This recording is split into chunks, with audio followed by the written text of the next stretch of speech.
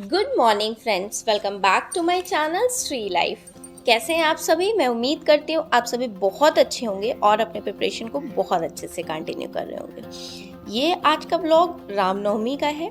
पिछले व्लॉग अगर आपने देखे होंगे तो मैं पूरे व्रत रहती हूँ और आज प्रॉपर हवन, कन्या पूजन, अच्छे से उनके लिए सब कुछ प्रिपेयर करना, प्रसाद।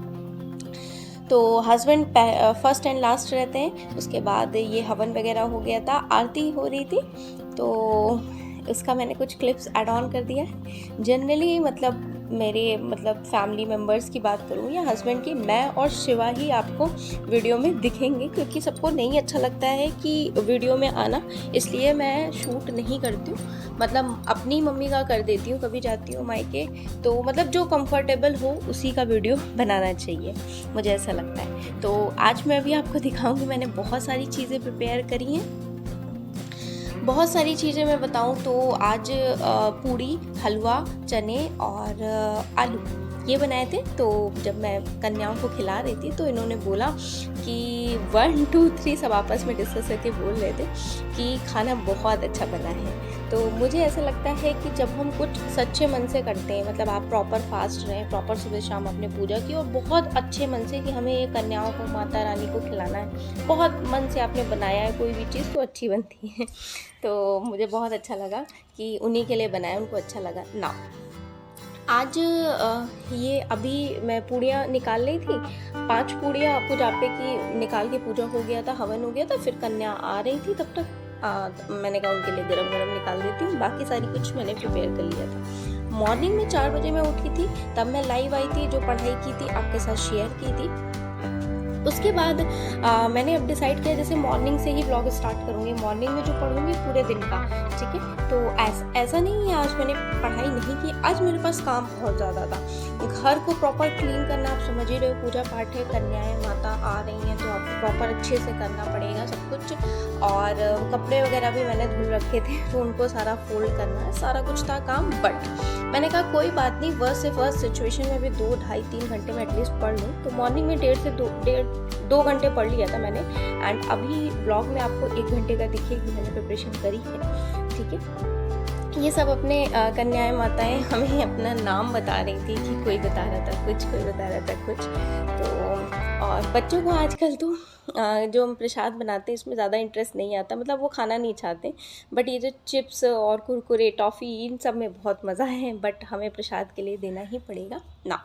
आज में हम आपसे मैं डिस्कस करने वाली हूँ DSSB PRT का जो मैंने मॉक लगाया था 2018 का, उसका एनालिसिस मैंने शेयर भी किया है वीडियो में लास्ट में, और डिस्कस भी करूँगी मैं आपके साथ कि कहाँ से क्या प्रॉपर आया है। ऐसे ही जैसे आप किसी भी एग्ज़ाम की प्रिपरेशन कर रहे हैं, तो सबसे पहले कोई भी एक मॉक उठा लीजिए, उसका PYQ, उसको आप सॉल्व करिए और देखिए कहाँ से कितने क्वेश्चंस फ्रेम हो रहे हैं, ठीक है।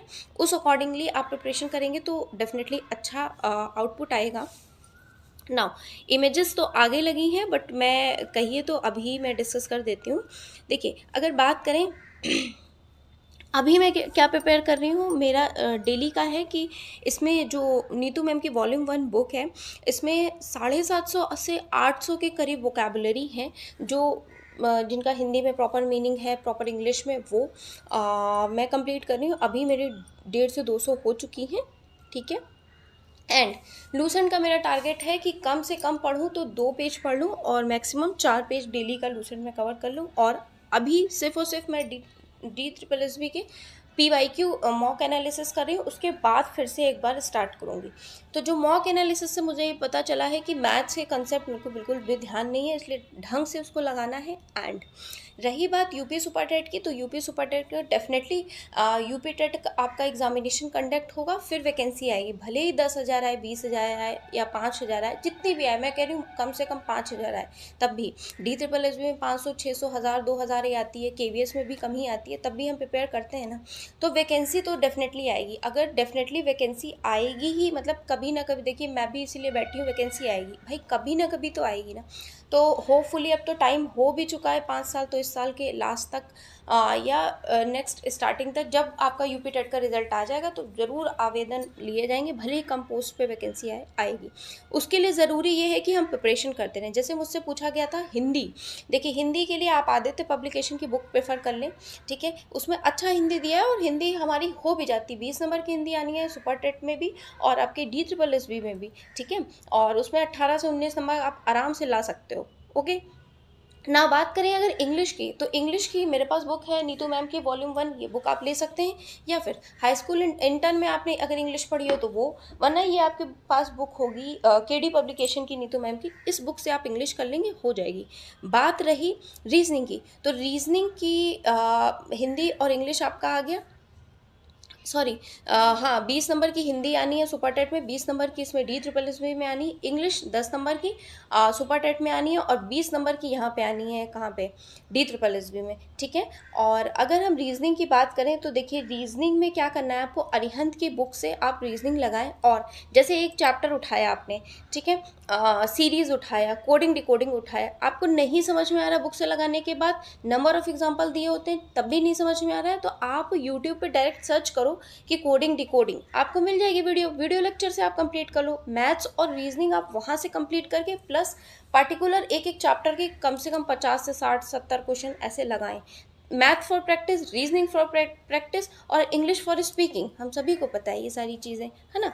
और अगर हम बात करें जीए की, तो जीए के लिए मैं लूसेंट को फॉलो करती हूँ, सुपर टेट के लिए भी स्ट्रिक्टली मैं इसी को फॉलो करने वाली हूँ और DSSB के लिए भी इसी को फॉलो करने वाली हूँ। हो जाते हैं मेरे क्वेश्चन, किसी ने पूछा आपके क्वेश्चंस हो जाते हैं क्या, एक मैम पूछ रही थी, मतलब मैं शिवा के स्कूल गई थी कि मैम इसके क्वेश्चन हो जाते हैं, मैंने कहा मैम डिपेंड करता है लूसेंट आप किसके लिए पढ़ रहे हैं, उन्होंने बोला IAS के, मैंने कहा IAS का नहीं हो पाएगा इससे लूसेंट का, हाँ जो नॉन टीचिंग पोस्ट है उसमें कम थोड़ा है तो उसके लिए हो जाएगा, बट अगर IAS के लिए आप लूसेंट को फॉलो करेंगे तो डेफिनेटली नहीं हो पाएगा ना।